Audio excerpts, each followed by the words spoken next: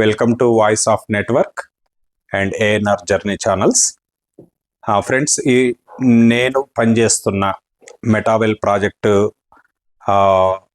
వర్క్లో భాగంగా ఈరోజు సిద్దిపేటను విజిట్ చేయడం జరిగింది నా టీంతో. సో మన ZPHS Perur 75 years diamond jubilee celebrations సందర్భంగా ఆర్గనైజింగ్ కమిటీ ఏర్పడింది కదా. ఆ ఫస్ట్ ఆర్గనైజింగ్ కమిటీ సమావేశంలో వచ్చిన ఒక చర్చ మేరకు మన స్కూల్ను మనం డెవలప్ చేయాలంటే తెలంగాణలో అక్కడక్కడ కొన్ని స్కూల్స్ ఈ మధ్యలో సోషల్ మీడియాలో బాగా మనకు వార్తలు వస్తున్నాయి, బాగా డెవలప్ అయినట్టు. సో అవి ఎట్లా డెవలప్ అయినాయి ఏంటి, మనం కూడా స్టడీ చేయాలనేది ఒక అంశం డిస్కషన్కి వచ్చిందనమాట. సో ఈరోజు నేను సిద్దిపేటలో ఉన్నాను కనుక ఆ స్టడీ చేసే అవకాశం వచ్చింది. సో మేము మా టీంతో నేను కలిసి స్టడీ చేయడం జరిగింది. మేము అక్కడ స్టడీ చేసిన విషయాలు మీ దృష్టికి ఈ వీడియో ద్వారా తీసుకొస్తున్నాను. చివరి వరకు వినాలని మీ అందరినీ విజ్ఞప్తి చేస్తున్నాను. సంతోష్ సార్, యాజ్ ఏ టీచర్గా మీరు 16 సంవత్సరాలు టీచింగ్ ఫీల్డ్లో ఉన్నారు. అక్షర ఇంటర్నేషనల్ లాంటి స్కూల్లో పనిచేశారు. సో మీకేమనిపించింది సార్? ఏమనిపిస్తుంది స్కూల్లో చూస్తుంటే? నిజంగా చాలా గర్వంగా అనిపిస్తుంది సార్. కరెక్ట్ చెప్పాలంటే ఒక ప్రైవేట్ స్కూల్కి ధీటుగా ఎక్కడ తగ్గకుండా వర్క్ చేస్తున్నటువంటి ఒక గవర్నమెంట్ స్కూల్ కూడా ఇంత పని చేయగలదు అనేది నేనే నిజంగా ఆశ్చర్యానికి లోనయ్యాను. సోహం లాంటి అకాడమీలు స్టూడెంట్స్కి రోబోటిక్స్ నేర్పిస్తున్నారు. ఉస్మాన్ యూనివర్సిటీ బాగైనటువంటి ఇఫ్లు ఏదైతే ఉందో వాళ్ళు ప్రత్యేకంగా వచ్చి ఇంగ్లీష్ క్లాసెస్ నేర్పిస్తున్నారు.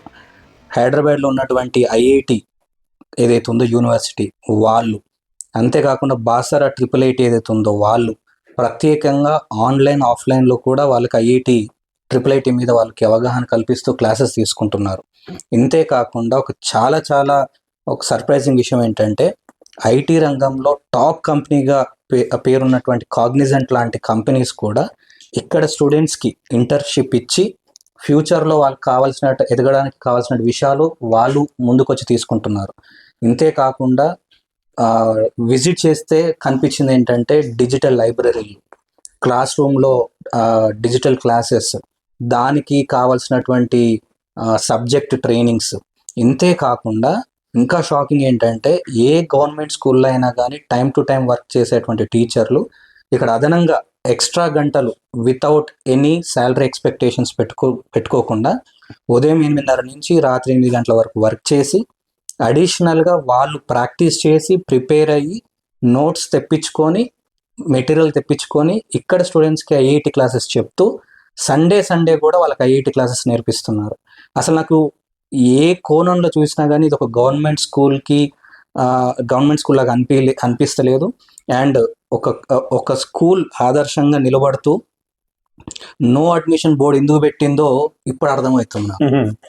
ఎస్, అంతేకాకుండా sir, best government school of the year 2024 award తీసుకున్న స్కూల్ అనమాట ఇది, తెలంగాణ ప్రభుత్వం తరపున. అలాగే 1223 మంది స్ట్రెంత్, కేవలం 6th to 10th క్లాస్. 6 నుంచి 10వ తరగతి వరకు. ఇందులో 23 క్లాసెస్. 6th క్లాస్లోనే 4 సెక్షన్స్, 7th లో 4, 8లో 5 సెషన్స్, 9th లో 5 సెక్షన్స్, 10th లో కూడా 5 సెక్షన్స్. టోటల్గా 23 క్లాసెస్ ఉన్నాయి సార్. దీంట్లో 695 మంది బాయ్స్, 528 మంది గర్ల్స్ చదువుతున్న స్కూల్ అనమాట ఇది. సో ఇప్పుడే సోషల్ మీడియాలో బాగా ట్రెండ్ అవుతున్న స్కూల్ ఇది. అదేదో PM-3 గురించి చెప్పారు, ఏంటిది అది? ఎస్, PM-3 అనేది government of India prime minister పెట్టిన స్కీమ్ అనమాట. కొన్ని 150 నామ్స్ చూసి అది గవర్నమెంట్ సెలెక్ట్ చేసుకుంటుంది అనమాట. అట్లా 2022లోనే PM-3 స్కీమ్ కింద సెలెక్ట్ అయిన స్కూల్ అనమాట ఇది. అట్లా సెలెక్ట్ అవుతే ఏమవుతుందంటే ప్రతి సబ్జెక్టుకు, ప్రతి అంశానికి, ఫర్ ఎగ్జాంపుల్ గేమ్స్కు, ట్రిప్స్కు, అలాగే science, maths, social, Telugu, labs, ఇట్లా కంప్యూటర్ ల్యాబ్స్ అన్నిటికీ విడివిడిగా ఫండ్స్ వస్తాయి ప్రధానమంత్రి నుంచి. అట్లా సెలెక్ట్ అయిన స్కూల్ అనమాట ఇది. ఇంత గొప్ప స్కూల్ ఎక్కడుందో మీకు ఇప్పటికే అర్థమైపోతుంది. నాట్కో జెడ్పిహెచ్ఎస్ ఇందిరానగర్ సిద్దిపేట స్కూల్ అనమాట. Yes. ఈరోజు ఈ స్కూల్ని మేము సందర్శిస్తున్నాము. ఇక్కడ హెడ్ మాస్టర్ గారి మాటలో విందాం మనం. తెలంగాణలో ఉన్న చాలా స్కూల్స్ ఇంకా డెవలప్ కావాల్సిన అవసరం ఉంది. ఆయన ఓన్లీ హెచ్ఎంఏ కాకుండా ఎంఈఓ కూడా చెప్పారు. ఎంఈఓ అంటే మండల్ ఎడ్యుకేషనల్ ఆఫీసర్ ప్లస్ ఇక్కడ హెడ్ మాస్టర్ అన్నమాట. ఇంత పెద్ద స్కూల్ ను ఇది చేస్తున్నా అంటే ఇక్కడ మనము ఆయన మాటల్లో విందాము. కానీ సారు చెప్పిన ఇంకొక ముఖ్యమైన పాయింట్ అంటే పేరెంట్స్ సపోర్ట్ అద్భుతంగా ఉందనేది. పేరెంట్స్ సపోర్ట్ అండ్ సొసైటీ అంటే అక్కడ ఉన్న సమాజము లేదా సిద్దిపేట ప్రజల యొక్క సపోర్ట్ కూడా ఈ సక్సెస్ కు కారణమైందని సార్ చెప్తున్నారు. సార్ మాటల్లో మనం విందాం. Thank you so much sir. ఇంత మంచి టైం ఇచ్చినందుకు మాకు చాలా ఇన్ఫర్మేషన్ ఇచ్చారు. అయితే సార్ ఇప్పుడు తెలంగాణలో ఒక ప్రభుత్వ రంగంలో ప్రభుత్వ స్కూల్స్లలో ఒక మోడల్ స్కూల్గా డెవలప్ అయింది. చాలా సంతోషం. అయితే తెలంగాణ వ్యాపితంగా మనకు అన్ని జిల్లాల్లో గవర్నమెంట్ స్కూల్స్ను ప్రైవేట్ రంగంలో ఉన్న ప్రైవేట్ స్కూల్స్కు ధీటుగా డెవలప్ చేయాలంటే ఏం చేస్తే బాగుంటుంది అనేది కొత్తగా మీ ఎక్స్పీరియన్స్తో షేర్ చేయండి సార్. చాలామంది చూస్తారు. First of all let me introduce myself. Raj Prabhakar Reddy, HM, head master Indiranagar, PM Shri Natco ZPHS Indiranagar. ఈ స్కూల్ హెడ్ మాస్టర్గా I feel very much proud of my school. Very much proud. నాకు చాలా గర్వంగా ఉంది ఈ పాఠశాలకి ప్రధానోపాధ్యాయులుగా ఉండడం. కారణం ఏంటంటే ఇంత చాలా పేరు ప్రఖ్యాతులున్న పాఠశాల. ఆ పాఠశాలకు గత 2 సంవత్సరాలుగా మేము ఏం చేయగలమో అది చేసి చూపిస్తున్నాం. రిజల్ట్ రూపంలో అది కనిపిస్తుంది సొసైటీకి. అందువల్లే మాకు ఇంత ఆదరణ. ముందుగా మమ్మల్ని ఆదరిస్తున్న మా సొసైటీ, మా సిద్దిపేట, మా పరిసర ప్రాంతాల పేరెంట్స్ వాళ్ళందరికీ కూడా ధన్యవాదాలు. అట్లాగే తెలుసుకోవడానికి వస్తున్న మీ అందరికి కూడా నమస్కారాలు. ఫస్ట్ ఆఫ్ ఆల్ ఈ ప్రభుత్వ పాఠశాలలు ప్రైవేటు పాఠశాలలకు ధీటుగా స్పందించాలంటే, ధీటుగా పనిచేయాలన్నా, ధీటుగా రాణించాలన్నా ఏది చేసినా అంటే ఇన్ఫ్రాస్ట్రక్చర్ ఎంత డెవలప్ చేసినప్పటికీ, టీచర్స్ ఎంత ఉన్నప్పటికీ అంటే ఇన్ఫ్రాస్ట్రక్చర్ ఇట్స్ ఎ మ్యాటర్. ఖచ్చితంగా ఇన్ఫ్రాస్ట్రక్చర్ బాగుంటే ఫలానా స్కూల్ బాగుందని ఖచ్చితంగా వెళ్తారు. ఓకే, మనమే అనుకుంటాం మన పిల్లల్ని చేర్పించాలన్నారు ఏ పాఠశాల బాగుంది అని. సో పాఠశాల వాతావరణం డెఫినెట్లీ ఇట్స్ ఎ మ్యాటర్. దాంతో పాటు క్వాలిటీ, ఎక్కడైతే గుణాత్మక విద్య క్వాలిటీ కనిపిస్తుందో ఆ స్కూలే సక్సెస్ అవుతుంది.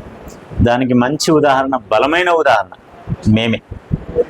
మా పాఠశాల సాధిస్తున్న క్రమం అంటే గ్రాడ్యువల్ రిజల్ట్స్ ఎక్కడ కూడా తగ్గకుండా అన్ని రంగాల్లో మా పాఠశాల సాధిస్తున్న ఫలితాల వల్లనే మాకు ఇంత ఆదరణ. నిజానికి ఇందిరానగర్ బిల్డింగ్ చూసో, ఇంకా ఇంతకన్నా మంచి బిల్డింగ్లు, మంచి ఏరియాలో, వైడ్ సువిశాల ప్రాంతంలో ఉండే పాఠశాలలు చాలా ఉన్నాయి. మా సిద్దిపేట టౌన్లోనే ఉన్నాయి. కానీ వేటికి లేని అంత ఆదరణ మా పాఠశాలకు ఉండడానికి ప్రధాన కారణం నేను ఈ హెడ్ మాస్టర్గా నేను భావిస్తుంది వాస్తవం కూడా క్వాలిటీ మాత్రమే. ఎందుకంటే మా పిల్లలు సక్సెస్ఫుల్గా జిల్లా స్థాయిలో టాపర్గా నిలవడం, ఎక్కువ మంది విద్యార్థుల్ని మంచి రేంజ్లో మార్కులు సాధించడం, ఇవన్నీ గమనిస్తున్నారు. మంచి క్రమశిక్షణ, రెండవ ఆస్పెక్టు బెటర్ డిసిప్లిన్ ఎంత బాగుంటే పాఠశాల అంత బాగా రాణిస్తుంది. డిసిప్లిన్ విషయంలో కఠినంగా, నిజానికి మేము చాలా కఠినంగానే ఉంటాం. డిసిప్లిన్ విషయంలో కఠినంగా ఉంటే, క్రమశిక్షణ ఉంటే ఆ పాఠశాలకు మంచి పేరు వస్తుంది. దానికి మంచి ఉదాహరణ మా స్కూల్ పిల్లలు ఎక్కడ పోయినా ఐడెంటిఫై చేయొచ్చు మా పిల్లల్ని. సో అదొకటి. ఇంకా అంటే ఇవి రెండు రావాలంటే, క్వాలిటీ రావాలన్నా, డిసిప్లిన్ రావాలన్నా ఖచ్చితంగా పాఠశాలలో ఉపాధ్యాయుల్లో ఉండే అంకితభావం, అది మేజర్ ఎఫెక్ట్. మా స్కూల్కి ఉన్న పెద్ద ఎసెట్ కూడా అదే, డెడికేషన్ ఆఫ్ ద టీచర్స్.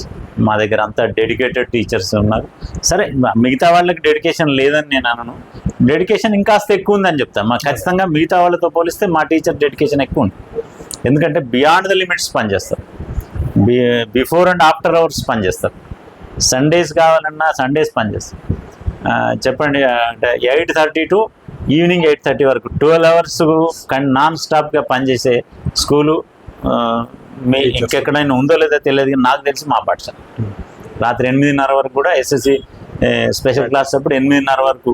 అంటే చివరి విద్యార్థి ఒక్కోసారి వెళ్ళాల్సి వస్తే దూర ప్రాంతాల నుంచి వేరే ఊర్ల నుంచి వచ్చిన విద్యార్థిని బస్సు ఎక్కించడానికి రాత్రి 9 గంటల వరకు కూడా మా ఉపాధ్యాయులు అవసరమైతే ఉన్నారు. అది ఒక ఉదాహరణ దాని మా ఉపాధ్యాయుల డెడికేషన్ కోసం. సో ఇట్లా అంటే చెప్తూ వెళ్తే క్వాలిటీ, క్రమశిక్షణ, తర్వాత డెడికేషన్ ఇలాంటి అన్నీ కలిస్తే ఖచ్చితంగా ఆ పాఠశాల సక్సెస్ అవుతుంది, డెఫినెట్గా సక్సెస్ అవుతుంది. వాస్తవంగా ప్రైవేట్ పాఠశాలలో ఏమీ అంటే మన ఫీజులు కట్టే పేరెంట్స్ అందరు అనుకుంటున్నారు, కానీ అందరూ విద్యార్థులు అంత గొప్పగా ఏం లేరు. అందులో ఏ విద్యార్థి అయితే బాగా చదువుకుంటుండో ఆ విద్యార్థి డెఫినెట్గా సక్సెస్ అవుతున్నాడు. అది అంతటా జరిగేది, మా పాఠశాల దానికి అతీతమేం కాదు. డెఫినెట్గా ఇక్కడ కూడా మంచి విద్యార్థికి ఇంకాస్త ఊతమిస్తాం, మేము సపోర్ట్ చేస్తాం. మామూలు చదివే విద్యార్థిని కూడా పాస్ లెవెల్కి తీయగలుగుతున్నాం. అది మేము అది గర్వంగా చెప్పుకుంటాం. మామూలు విద్యార్థి అంటే బిలో యావరేజ్ విద్యార్థిని కూడా మేము యావరేజ్ వరకు తీసుకురాగలుగుతున్నాం. అంటే మా పాఠశాల దాని కల్చర్లోనే ఉంది అది. సో మిగతా విద్యార్థులను చూసుకుంటూ నేర్చుకుంటున్నారు, ఆ రకంగా డెవలప్ అవుతున్నారు. పేరెంట్స్ సపోర్ట్ ఎట్లా ఉంది? పేరెంట్స్ సపోర్ట్ అద్భుతంగా ఉంటుంది. నిజానికి ఒక పాఠశాల బాగా సక్సెస్ కావడానికి బలమైన అంశం పేరెంటల్ సపోర్టు, సొసైటీ భాగస్వామి. ఓకే, ఈ సొసైటీ భాగస్వామి వల్లనే ఈ స్కూల్ ఇంతగా ఎదిగింది. పేరెంట్స్ అందరూ వచ్చి ఎప్పుడు కూడా ఆబ్జెక్ట్ చేయకుండా, అంటే ఒకవేళ ఇన్ కేసు పనిష్మెంట్ ఇచ్చినా కూడా ఎందుకు పనిష్మెంట్ ఇచ్చినా అని ఎట్టి పరిస్థితులు అడగరు. పనిష్మెంట్ ఇస్తే మా పిల్లవాడు ఏదో తప్పు చేసిందని చెప్తారు ఫస్ట్ వచ్చి. పేరెంట్స్ మీటింగ్కి అద్భుతమైన రెస్పాన్స్ ఉంటుంది. ఒక్కో క్లాస్ వైజ్గా పెడితేనే 200, 150, 200 మంది పేరెంట్స్ వస్తారు. ప్రతి ఒక్కళ్ళు మాట్లాడతారు. ఎడ్యుకేటెడ్ పేరెంట్స్ ఉన్నారు, అంటే నాన్ ఎడ్యుకేటెడ్ పేరెంట్స్ మా దగ్గర అత్యంత పేదరికంలో ఉండే పిల్లలు ఉన్నారు, సింగిల్ పేరెంట్ వాళ్ళు ఉన్నారు, అసలు పేరెంట్సే లేని వాళ్ళు కూడా ఉన్నారు. అందరి నుంచి కూడా మాకు బ్రహ్మాండమైన రెస్పాన్స్. అంటే వాళ్ళకి సంబంధించిన వాళ్ళు ఎవరో వచ్చి తప్పకుండా మాట్లాడతారు.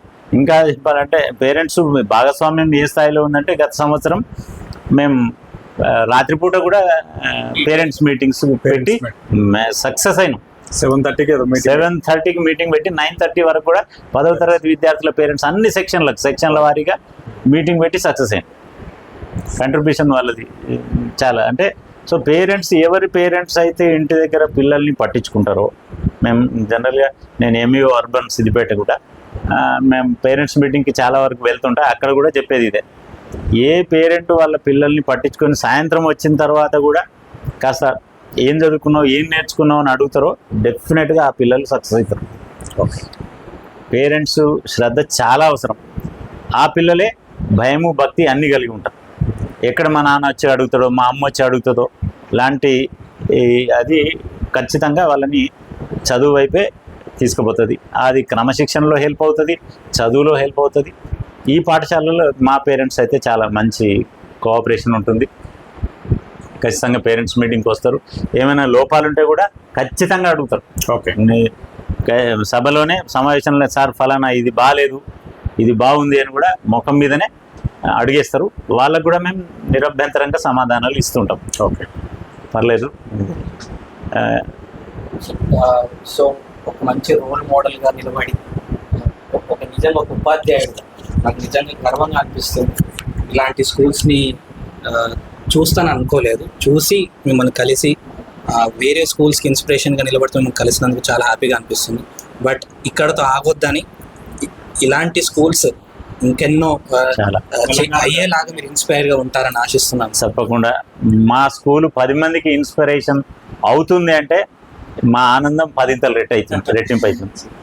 ఎందుకంటే మా స్కూల్ వరకే పరిమితం అవుతలేదు, మేము మందికి కూడా ఇన్స్పైరర్గా మారుతున్నాం. అంతకన్నా గొప్ప ఆనందం మాకేముంటుందో చెప్పండి. తప్పకుండా మా స్కూల్ చాలా మందికి, 10 మందికి కాదు, తెలంగాణలో చాలా పాఠశాలలకి ఇన్స్పిరేషన్ అవ్వాలని, అవుతుందని, భవిష్యత్తులో తప్పకుండా ఇదే మార్గంలో అన్ని పాఠశాలలు, ఒక ప్రభుత్వ పాఠశాల ప్రధానోపాధ్యాయుడిగా ఎంఈఓగా నేను కోరుకునేది కూడా అదే. అన్ని పాఠశాలలు ఇందిరానగర్ పాఠశాలల లాగానే వెలుగొందాలి. అన్ని పాఠశాలలు నో అడ్మిషన్ బోర్డు పెట్టుకునేలా వెళ్ళిపోవాలి. అన్ని పాఠశాలలు కూడా క్వాలిటేటివ్ రిజల్ట్ తీసుకురావాలి.